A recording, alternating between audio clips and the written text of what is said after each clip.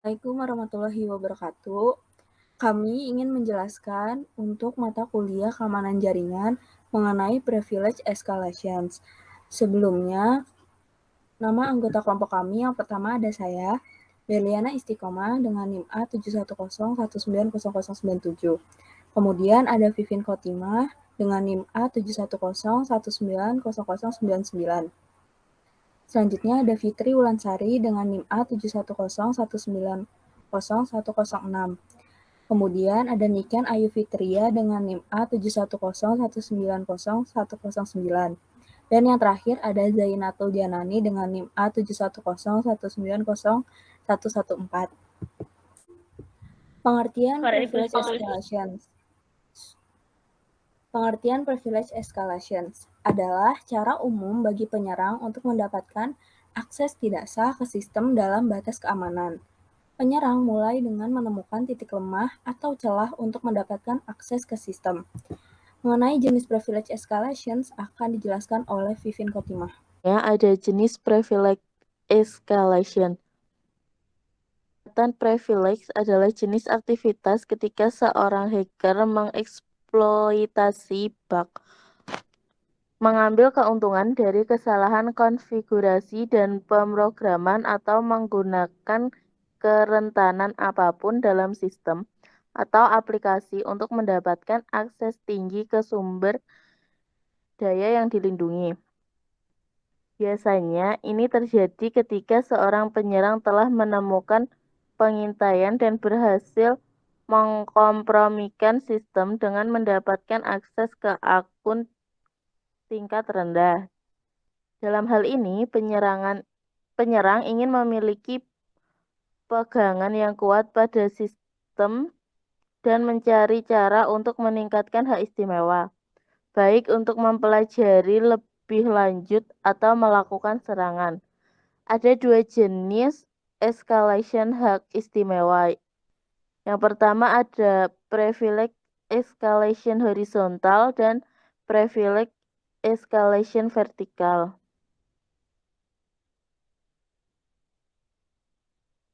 Privilege escalation horizontal.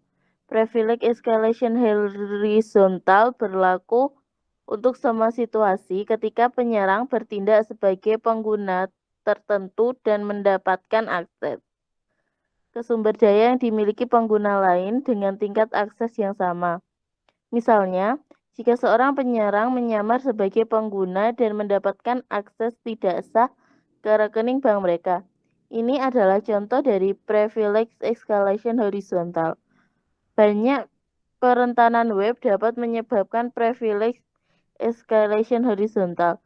Sebagai contoh, seperti serangan cross-site scripting atau XSS dapat memungkinkan penyerang mencuri session cookies pengguna untuk mengakses akun pengguna mereka. Secara CSRV juga merupakan contoh privilege escalation horizontal. Kemudian ada privilege escalation vertikal. Privilege escalation vertikal sering disebut sebagai privilege elevation. Ini berlaku untuk semua situasi ketika penyerang mendapatkan hak istimewa yang lebih tinggi, paling sering root privilege atau hak administratif. Di sini, pengguna jahat memperoleh akses ke akun tingkat bawah dan menggunakannya untuk mendapatkan hak istimewa tingkat yang lebih tinggi. Sebagai contoh, seorang hacker dapat membahayakan pengguna akun bank, internet pengguna, dan kemudian mencoba untuk mendapatkan akses ke fungsi administrasi situs. Privilege escalation vertikal membutuhkan teknik serangan yang lebih canggih daripada privilege escalation horizontal, seperti tools peretasan yang membantu penyerang mendapatkan akses yang lebih tinggi ke sistem dan data. Serangan privilege terdiri dari 5 langkah. Yang pertama, temukan kerentanan. Yang kedua, buat privilege escalation exploit terkait. Yang ketiga, gunakan exploit pada sistem. Yang keempat, periksa apakah berhasil mengeksploitasi sistem. Dan yang terakhir yaitu dapatkan hak istimewa tambahan. Ada tujuan melakukan privilege escalation, yaitu dalam serangan privilege escalation untuk mendapatkan hak istimewa tingkat tinggi, misalnya hak istimewa root, dan membuat jalan ke sebuah sistem. Ada beberapa teknik peningkatan hak istimewa yang digunakan penyerang untuk mencapai ini. Contoh dari privilege escalation, ada 3 contoh serangan privilege escalation yang paling umum, yaitu manipulasi akses token. Windows menggunakan akses token untuk menentukan pemilik proses yang sedang berjalan.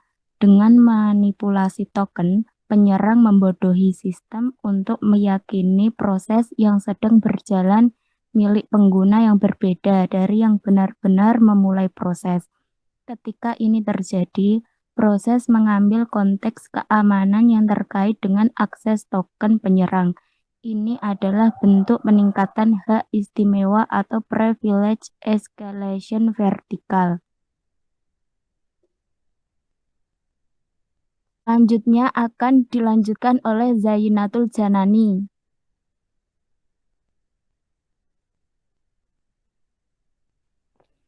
Yang selanjutnya yaitu bypass user account control. Windows memiliki mekanisme terstruktur untuk mengendalikan hak pengguna yang disebut user account control atau UAC yang berfungsi sebagai penghalang antara pengguna normal dan administrator. Memberi izin pengguna standar hingga administrator mengotorisasi peningkatan hak istimewa. Namun, jika tingkat perlindungan UIC di komputer tidak dikonfigurasi dengan benar, beberapa program Windows akan diizinkan untuk meningkatkan hak istimewa atau mengeksekusi objek komponen objek model atau COM tanpa meminta izin administrator terlebih dahulu. Sebagai contoh, run DLL 32.exe dapat membuat dynamic link library atau DLL yang membuat objek COM yang telah meningkatkan hak istimewa, memungkinkan penyerang untuk memotong UAC dan mendapatkan akses ke direktori yang dilindungi. Menggunakan valid account, penyerang mendapatkan akses tidak sah ke administrator atau pengguna dengan hak tinggi dan menggunakannya untuk masuk ke sistem sensitif atau membuat kredensial masuk mereka sendiri.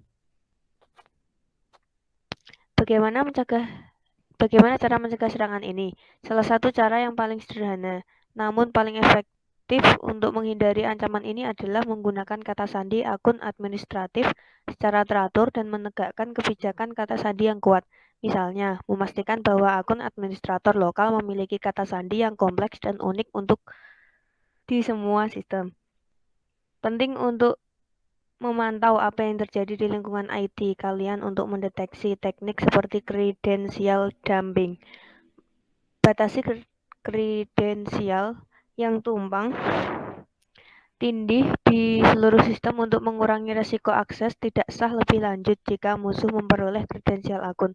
Dan jangan letakkan akun domain admin atau admin di grup administrator lokal kecuali jika dikontrol dengan ketat. Terakhir, kalian perlu memonitor perilaku pengguna dan mengawasi tingkat izin apa yang dimiliki setiap pengguna untuk dengan cepat mendeteksi aktivitas musuh.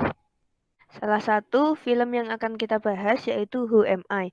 Seperti poster filmnya yang menggambarkan sosok bertopeng, film Who Am I dipenuhi misteri tentang gerangan Benjamin. Secara jeli, sutradara Baran Boodar menggambarkan kesejatian hacker alias peretas siber yang anonim dan misterius, sekalipun keberadaannya bisa dilacak oleh sesama hacker. Slide selanjutnya akan dijelaskan oleh Niken Ayu Fitria. kita bisa melihat sisi gelap dari sebuah dunia maya yang biasa kita lihat hanya sebagian, misalnya melihat Google, Facebook, Yahoo, Instagram, serta YouTube sebagai hal yang terlihat menarik di internet. Namun, sebagian lagi ada darknet, isinya para kelompok hacker, mereka berada di balik layar dan identitas tak diketahui. Setelah menonton, kalian akan mengetahui seluk-beluk dunia programming. Dari teknik peretasan social engineer, phishing, DOS attack, hingga berbagai serangan Trojan dan malware. Darkness di film ini juga digambarkan seperti mereka berada di sebuah gerbong kereta sambil berbincang-bincang, lalu di sampingnya terdapat chatbox yang berisi percakapan mereka di dunia maya. Nah, yang menjadi tokoh utama di film ini adalah Benjamin Engel atau Tom Selleck, adalah seorang introvert yang aktif di dalam kamar dan dikenal misterius. Namun, di balik kemisteriusannya, itu dia memiliki kemampuan handal dalam merangkai bahasa program yang dipelajari dari umur 14 tahun. Berkat kejeniusannya, Benjamin gunakan skillnya untuk meretas. Tempat pertama yang ia retas adalah server kampus. Tujuannya untuk mengambil kunci jawaban yang akan diberikan kepada Mary. Sekian presentasi yang dapat kami sampaikan. Kurang dan lebihnya mohon maaf. Wassalamualaikum warahmatullahi wabarakatuh.